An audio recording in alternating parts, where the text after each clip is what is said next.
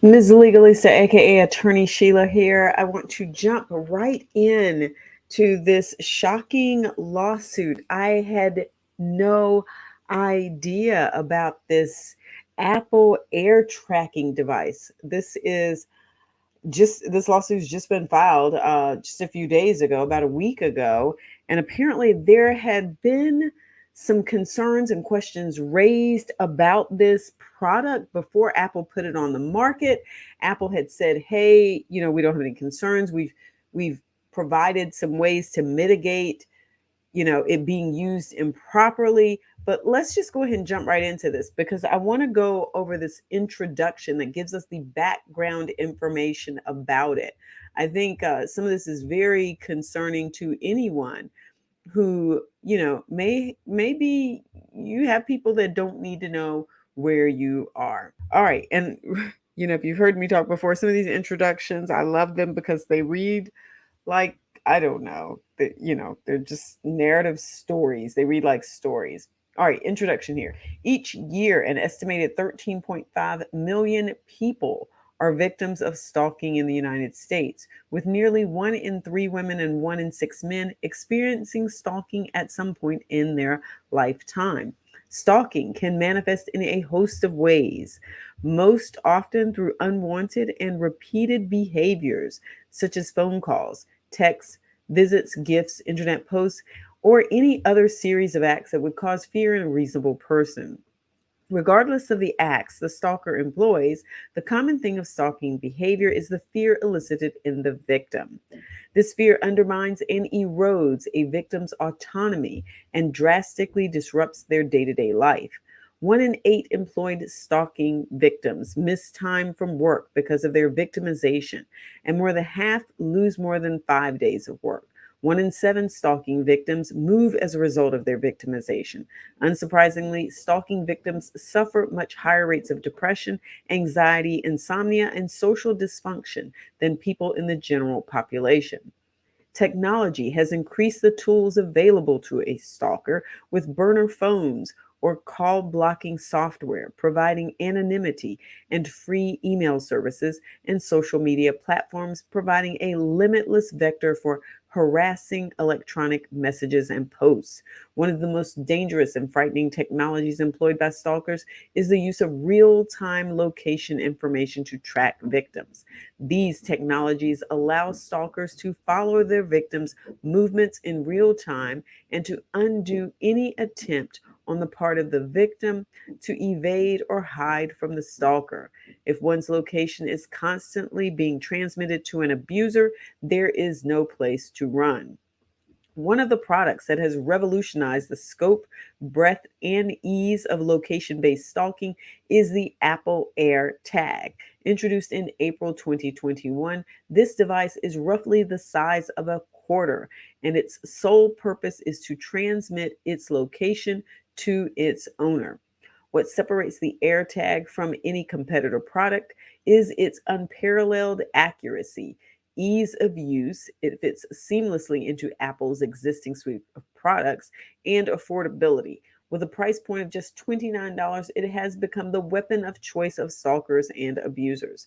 The AirTag works by emitting signals that are detected by Bluetooth sensors on the hundreds of millions of Apple products across the United States. These sensors comprise Apple's Find My network.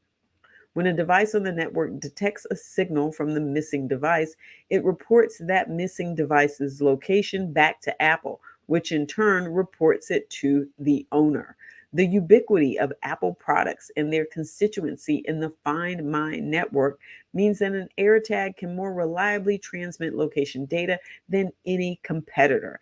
Indeed, in all metropolitan areas and even many rural areas, one is never more than 100 yards away from an Apple device.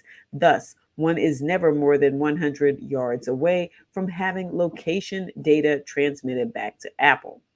None of this came as a surprise to Apple. Prior to and upon the AirTag's release, advocates and technologists urged the company to rethink the product and to consider its inevitable use in stalking.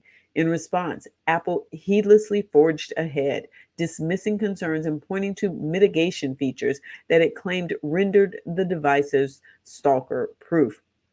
The concerns were well founded.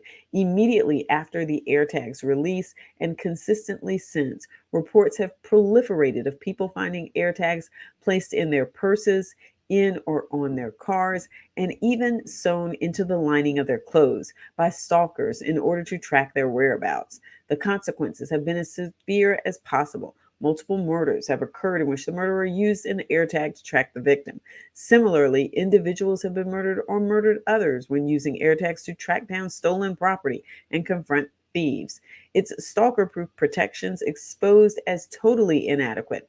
Apple has spent the last 2.5 years scrambling to address its failures in protecting people from unwanted, dangerous tracking.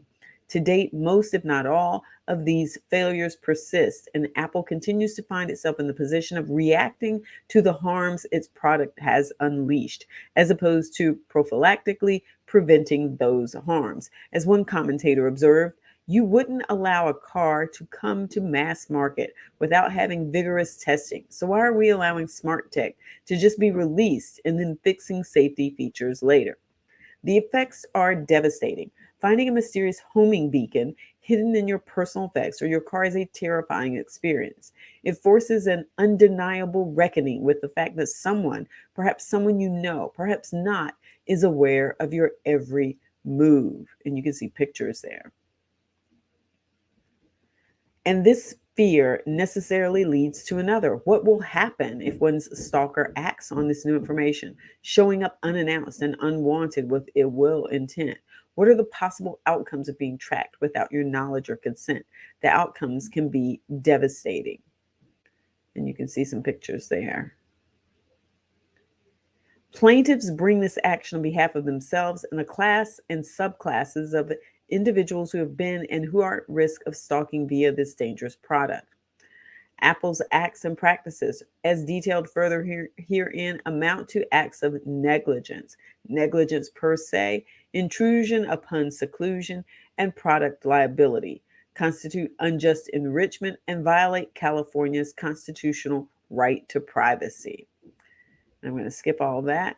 Plaintiffs in a representative capacity seek statutory damages, actual damages, and punitive damages, as well as injunctive and declaratory relief against Apple, correcting Apple's practice of releasing an unreasonably dangerous product into the stream of commerce, misrepresenting the harms associated therewith, and facilitating the unwanted and unconsented to location tracking of plaintiffs and class members. And then you can see here, they've got a list of how many, let's see how far this goes on.